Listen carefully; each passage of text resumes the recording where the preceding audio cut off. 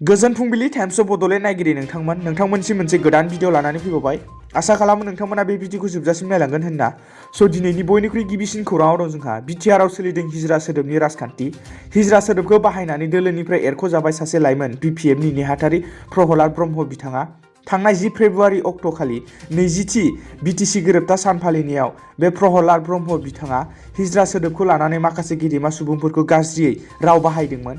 बिथाङा मैया भारत रत्न अटल बिहारी वाजपेयी आरो एपिजे आब्दुल कालाम, भारतनि पीएम नरेन्द्र मोदी गेदेरमा सुबुंफोरखौ गाज्रि रावजों सोंखारिनाय जाहोनाव बिपिएफ हान्जानि लाइमोन गांखंनि आफादगिरि प्रहलाद ब्रह्मखौ बिपिएफ हान्जाया गावसोरनि हान्जानिफ्राय एरख'बाय होनना खौरां बिजोंनिफ्राय मोनथिनो मोन्दों। आरो लोगोसे बिपिएफनि माखासे दैदेनगिरिफोरनि रावफोरखौ बिटिआरनि गाहाय मावफुं सोद्रोमा प्रमद बर' बिथाङा लाजिनाय फोरमायदों। बिथाङा प्रहलाद ब्रह्म बिथांनि सायाव थाबैनो एक्सन लानो थाखाय पुलिस बिफानखौ खावलायदों। नैथि खौराङाव दं जोंहा चिरांनि बिजनियाव दैनि रुगुङाव बोखांनो मोन्दों जोनोम जागोदान गथ'नि गोथै देहा।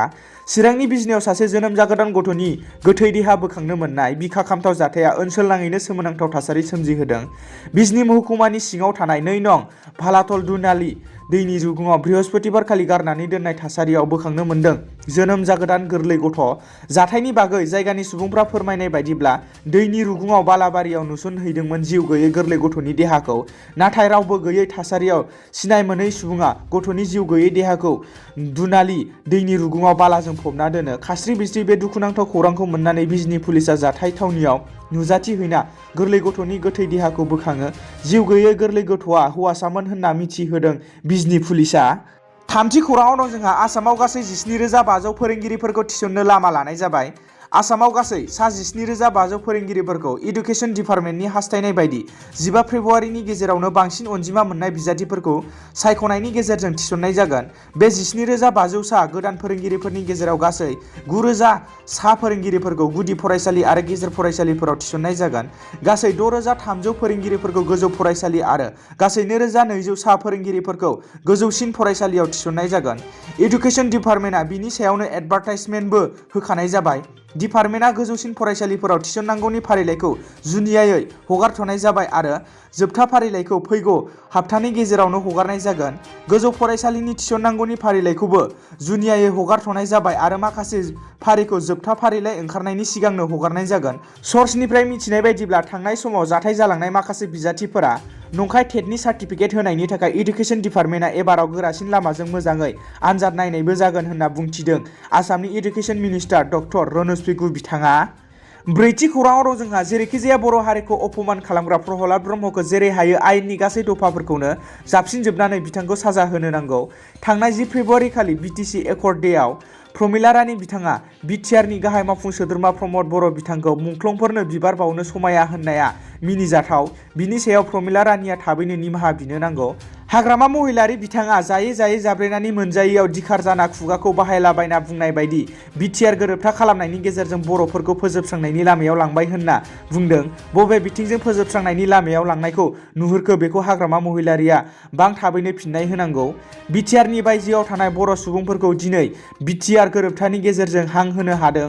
हाग्रामा महिलारि बिथाङा आर्म स्ट्रागोलखौ लाखिनोसो नागिरदोंमोन, बिनिखायनो बै समाव एनडिएफबिखौ सुक्ति खालामहोनो नागिराखैमोन। बिटिआरनि गाहाय मावफुं सोद्रोमा प्रमद बर' बिथाङा बिटिआरआव सान्थिनि हालाम गायसननो नागिरनायखौ दिनै हाग्रामा महिलारि बिथाङा सहायनो हायाखै। बे बाथ्राखौ खौरां मेलनि गेजेरजों बुंदों बिटिआरनि मावफुं सोद्रोमा रनजित बसुमतारी बिथाङा। बाथि खौराङाव दं जोंहा आसामनि केबिनेटनि गेजेरजों गारिनि खारथायखौ दबथायनो गुबुन गुबुन लामाफोराव सिमा खाना होनाय जाबाय।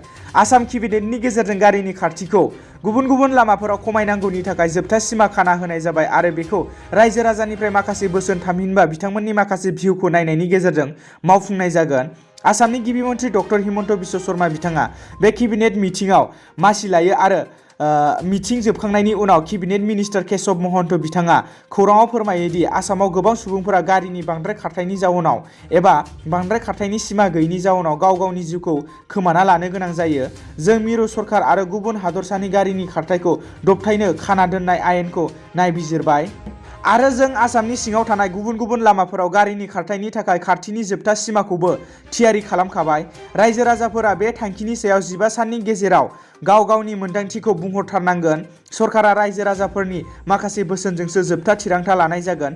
आसाम केबिनेट मिटिंनि गेजेरजों लानाय जोबथा खारथाय सिमानि थांखिफोरानो जाबाय नन ट्रेन्सपर्ट गारिफोरनि थाखाय 4 लेन राजा लामाफोराव 100 किल'मिटार/आवार, पिडब्लिउडि लामाफोराव 70 किल'मिटार/आवार आरो म्युनिसिपाल बर्ड एरियानि लामाफोराव 60 किल'मिटार/आवार।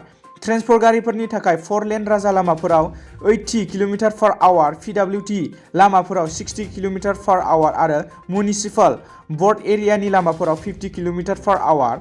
सा-9 आरो बिनिफ्राय बांसिन दावबायारिफोर दैखांग्रा गारिफोरनि थाखाय 4 लेन राजा लामाफोराव 70 किल'मिटार/आवार, पिडब्लिउडि लामाफोराव 60 किल'मिटार/आवार आरो म्युनिसिपाल बर्ड एरियानि लामाफोराव 40 किल'मिटार/आवार।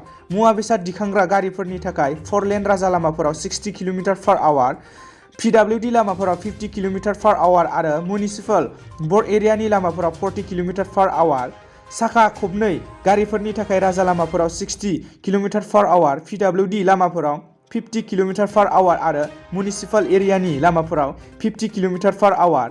साखा खबथाम गारिफोरनि थाखाय राजा लामाफोराव 40 किल'मिटार/आवार, पिडब्लिउडि लामाफोराव 40 किल'मिटार/आवार आरो म्युनिसिपाल एरियानि लामाफोरावबो 40 किल'मिटार/आवार।